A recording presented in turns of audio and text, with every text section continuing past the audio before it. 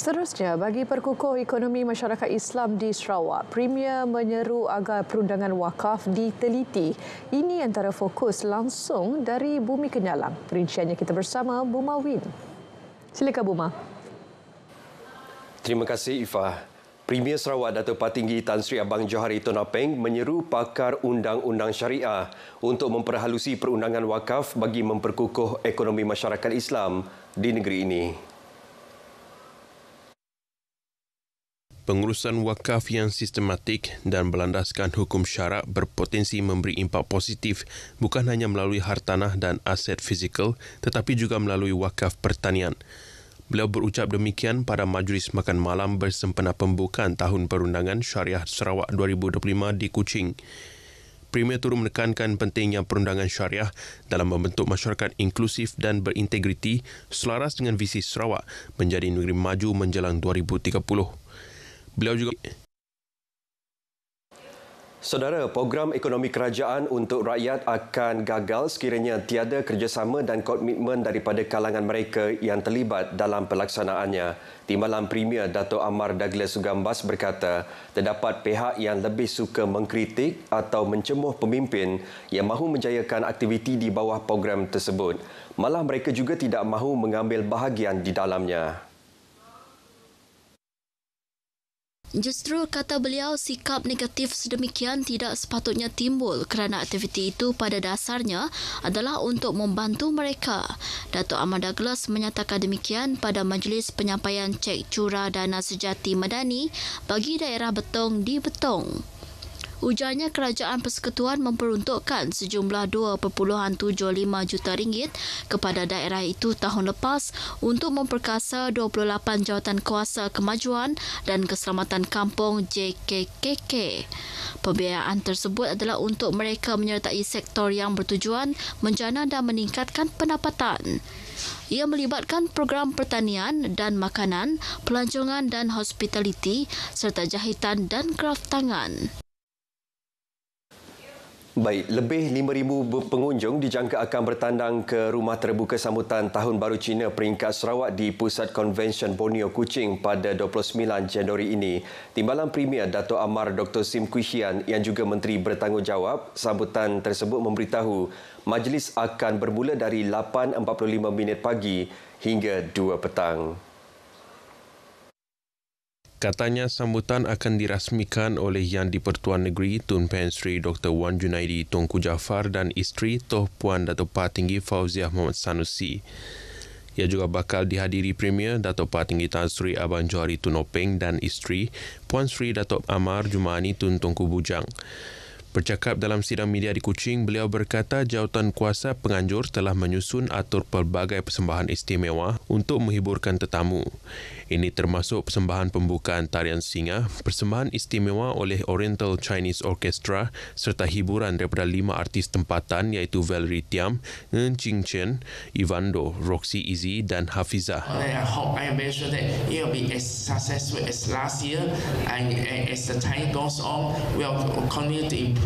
But please do come over 8:45 to before 2 p.m.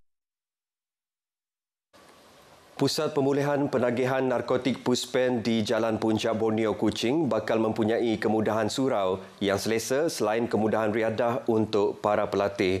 Menteri Belia, Sukan dan Pembangunan Usahawan Datuk Seri Abdul Karim Rahman Hamzah berkata, kemudahan itu perlu bagi membantu proses pemulihan yang dijalankan di pusat tersebut. Beliau yang juga pengerusi Persatuan Mencegah Dadah Malaysia Pemadam Sarawak memberitahu terdapat beberapa lagi perkara perlu diperhalusi di peringkat kementeriannya termasuk peralatan sukan. Satu daripadanya adalah saya dapat melihat dalam surau ini agak panas dan insya-Allah kita akan usaha untuk aturkan agar tempat ini dilengkapi dengan hawa dingin. Lebih lagi kita nak dekat dengan bulan puasa dan saya percaya dia akan melibatkan malam-malam ada tarawih dan sebagainya di tempat ini. Beliau ditemui RTM selepas lawatan kerja dan talimat selayang pandang pengoperasian puspen di Jalan Puncak Borneo di Kuching. Beliau turut meluangkan masa bersama sebahagian daripada 269 pelatih pusat itu selain melawat lot pertanian yang diusahakan.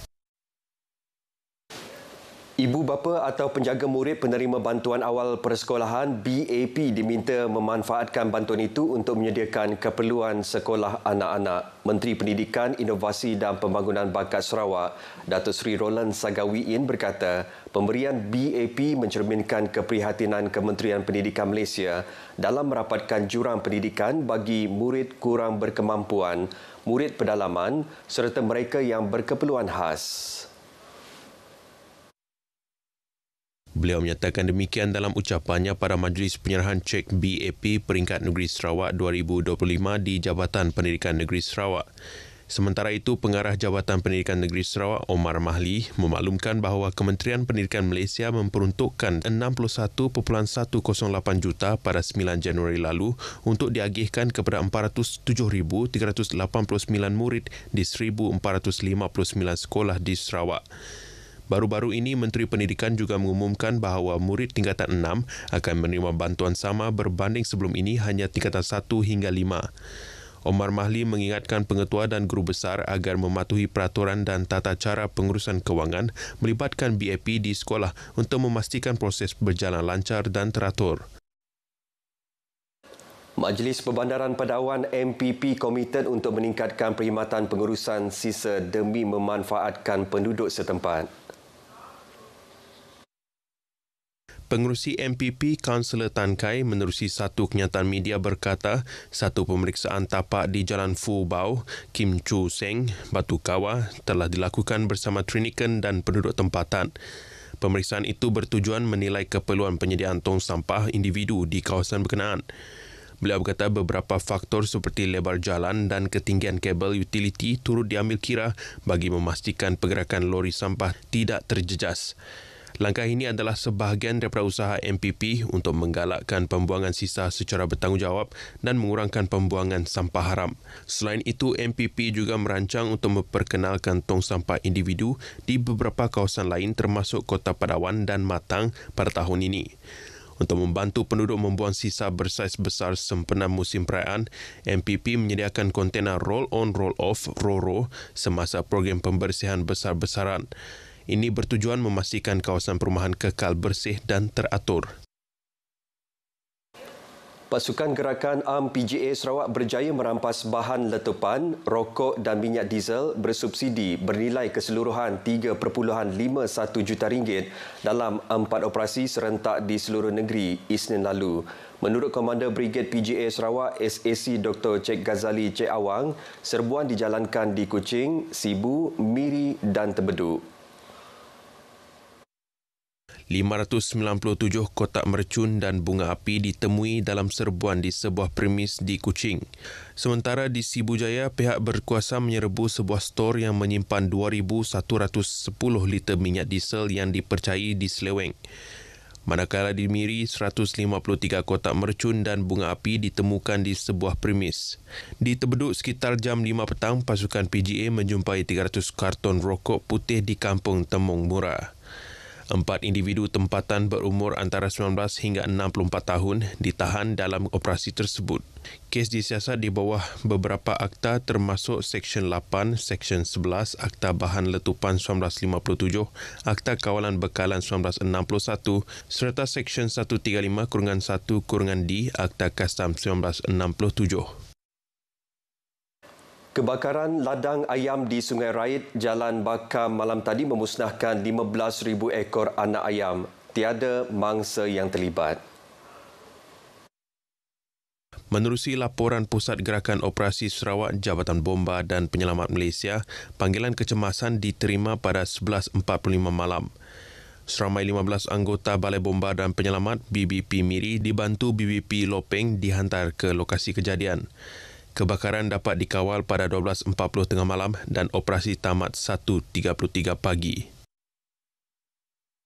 Baik saudara, sekian perkongsian berita dari Sarawak, dari sungai ke segara, Palestin pasti merdeka. Kita kembali bersama Ifah di Angkasa Puri untuk perkembangan berita selanjutnya. Ifah, silakan.